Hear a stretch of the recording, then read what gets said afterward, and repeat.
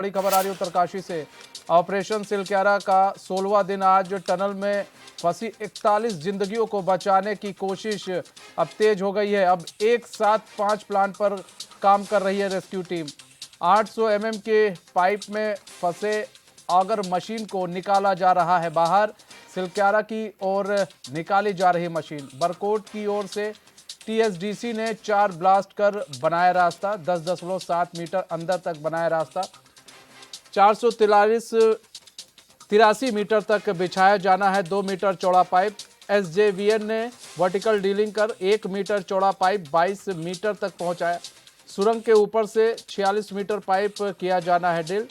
RBNL भी सुरंग के ऊपर से बनाएगी रास्ता। बड़कोट की ओर से ड्रिलिंग के लिए ओएनजीसी का फील्ड सर्वे पूरा। बीआरओ ने मशीनों को पहुंचाने के लिए 975 मीटर सड़क की तैयार। तो बड़ी खबर आपको बता रहे इस वक्त की उत्तरकाशी से आ रही है। सिलक्यारा टनल हादसे को लेकर बड़ी खबर आपको बता रहे हैं कि अब जो रेस्क्यू काम है, जब से सेना ने कमान संभाली है तब से रेस्क्यू काम में अब तेजी आ गई है। 16वां दिन है आज।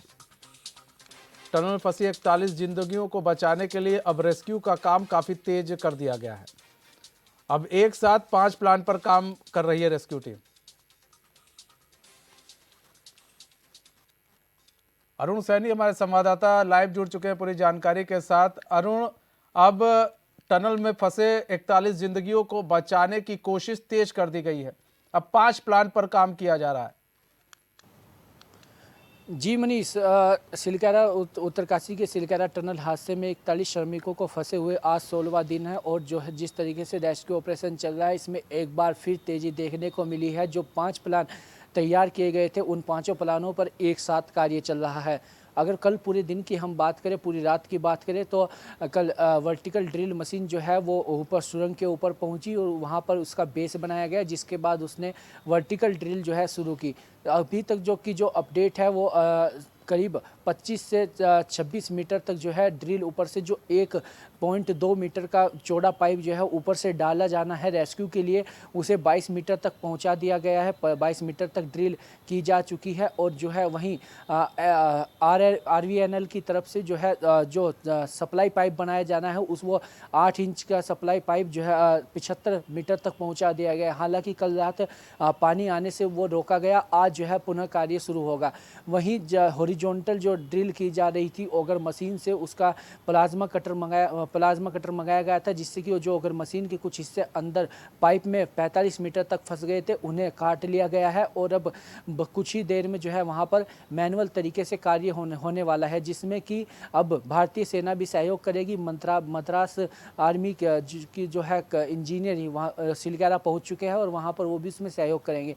वहीं बड़कोट के जो पिछले सुरंग के एग्जिट पॉइंट्स जो है हॉरिजॉन्टल सुरंग बनाई जानी है, वो करीब 400 से 450 मीटर की खुदाई करनी है। उसमें भी लगातार कार्य चल रहा है। वो भी करीब 60 से 70 मीटर तक जो है खोद दी गई है। तो इस तरीके से जो है पूरे 5 प्लानों पर जो है काम चल रहा है और इस अभियान में जो है ये कहा जा रहा है कि बस अगर वर्टिकल ड्रिल जिस तरीके से हो रही है उसमें 2 से 3 दिन का समय लग सकता है। और वहीं जो हालांकि उसमें जो लीक है उसकी एक लीक की क्षमता 40 मीटर तक जो है ड्रिल करने की है। उसके बाद जो है लीक बदली जाएगी, तो इसमें भी समय लग सकता है। और जो जिस तरीके से कार्य चल रहा है, नीरज खैरवाल सचिव ने बताया कि जो हॉरिजॉन्टली तरीके से ऑगर मशीन से जो ड्रिल की जा रही है, जो पाइप अंदर पहुंचाया जा रहा था वो काफ़ी आसान है। उस रास्ते से जो है, क्योंकि काफ़ी दूरी तक जो है वहाँ पर पाइप बिछाया जा चुका है और अब जो है करीब 10 मीटर तक जो है आगे और पाइप पहुंचाना है। तो मैनुअल तरीके से जो है ये कार्य चलेगा। उन्होंने बताया कि ये आसान तरीका है और यहाँ से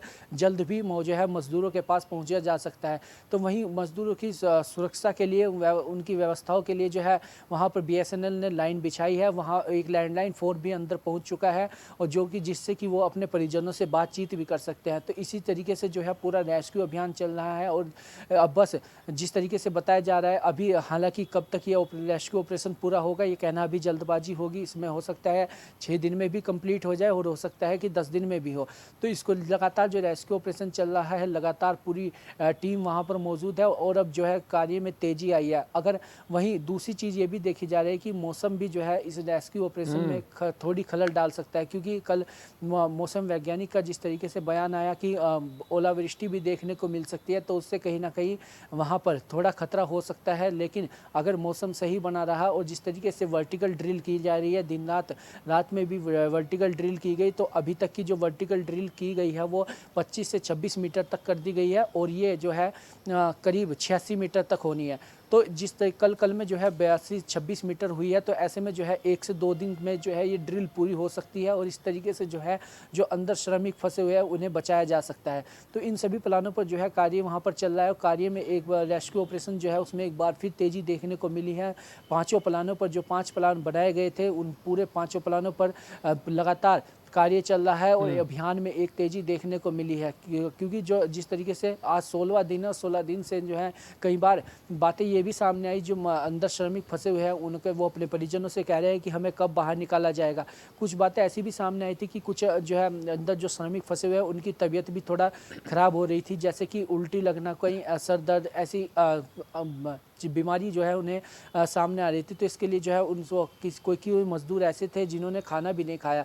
तो इसको लेकर भी जो है अब लगातार अभियान में तेज़ी बढ़ रही है, और हो सकता है कि कभी भी जो है ये अभियान 2 से 3 दिन में या 5 दिन में अभियान जो है पूरा हो सकता है। हालांकि ये कहना अभी जल्दबाजी होगी।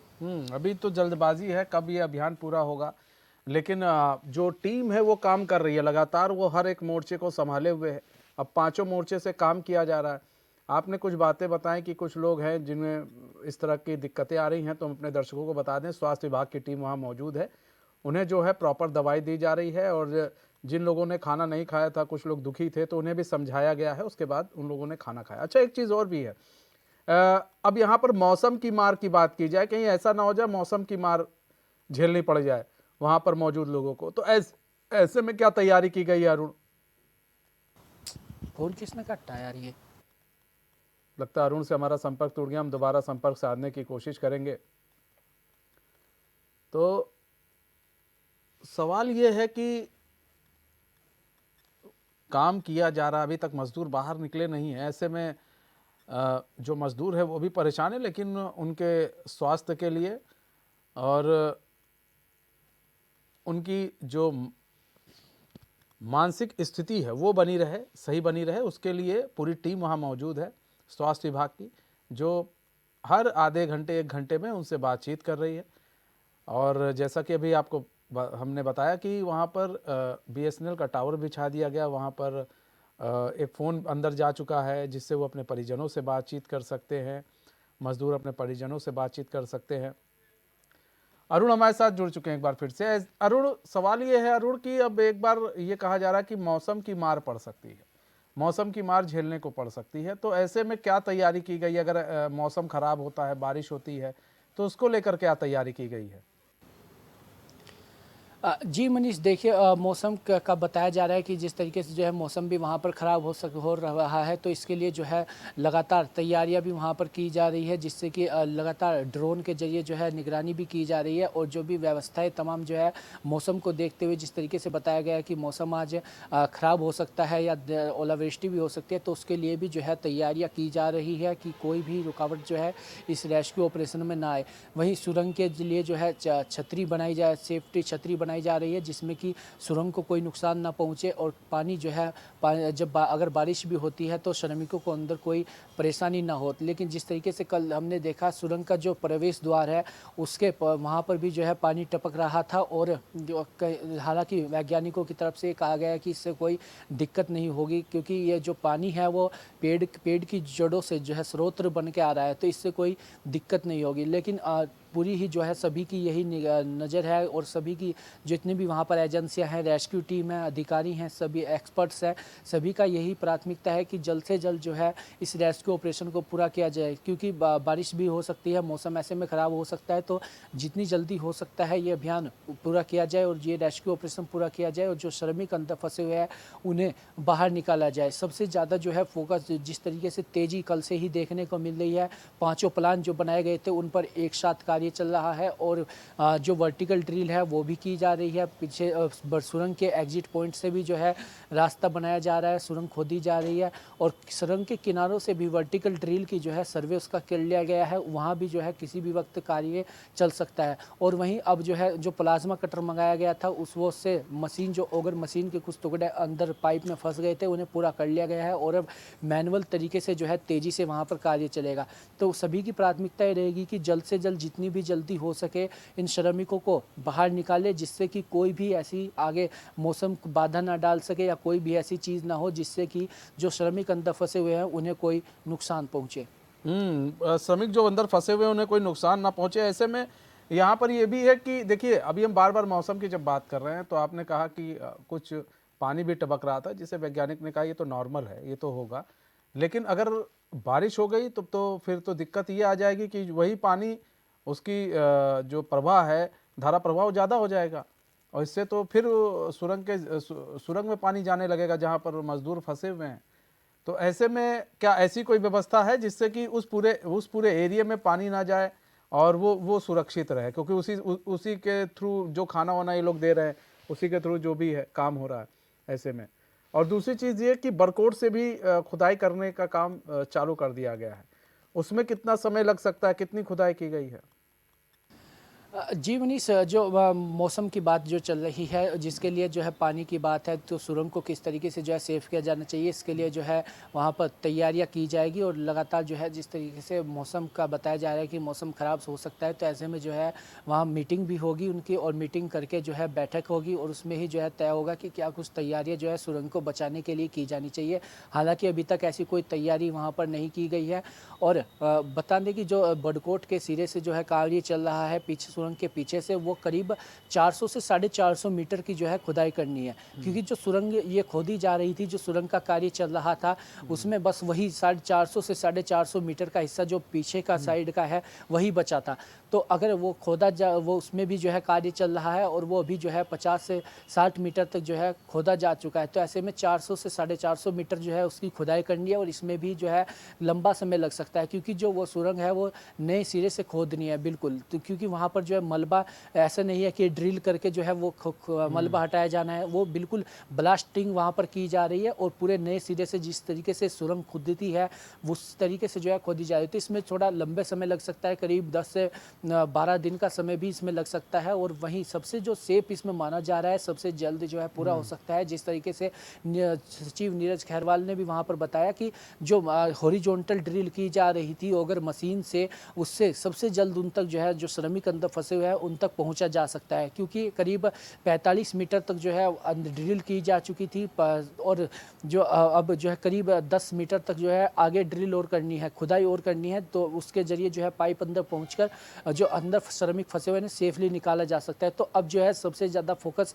वर्टिकल ड्रिल और जो हॉरिजॉन्टल ड्रिल की जा रही थी उसे मैनुअल वो प्लाज्मा कटर से पूरा जो मशीन अंदर फंस गई थी उसे पूरा काट लिया गया है और बस कुछ ही देर में जो है वहाँ पर मैनुअली तरीके से कार्य चलने वाला है। तो ऐसे में जो वर्टिकल ड्रिल में भी ये कहा जा रहा है कि जिस तरीके से कल में जो है कल करीब दोपहर में मशीन शुरू हुई थी और देर रात तक जो है उसने करीब 26 मीटर तक जो है ड्रिल कर दी है। तो जिस तरीके से ड्रिल मशीन तेज़ी से अपना कार्य कर रही है, तो ऐसे में 2 दिन का समय वर्टिकल ड्रिल करने में लग सकता है और मैनुअली तरीके में भी जो है 2 से 3 दिन का ही समय लग सकता है। तो इन दोनों जो ये प्लान है, इन प्लान पर जो है ज़्यादा फोकस हो रहा है और इन प्लान के जरिए जिस तरीके से अधिकारियों द्वारा भी ये बताया जा रहा है कि इन प्लान के जरिए जो है जल्द से जल्द श्रमिकों तक अंदर पहुंचा जा सकता है। तो इन प्लानों पर जो है सबसे ज़्यादा विशेष फोकस है और इन प्लानों के जरिए ही जो है लगातार रेस्क्यू ऑपरेशन चल रहा है। हालांकि जो रेस्क्यू ऑपरेशन में तेज़ी आई है, सभी 5 प्लानों पर एक साथ कार्य चल रहा है और जो भी प्लान पहले सक्सेसफुल हो जाएगा उसी के जरिए जो है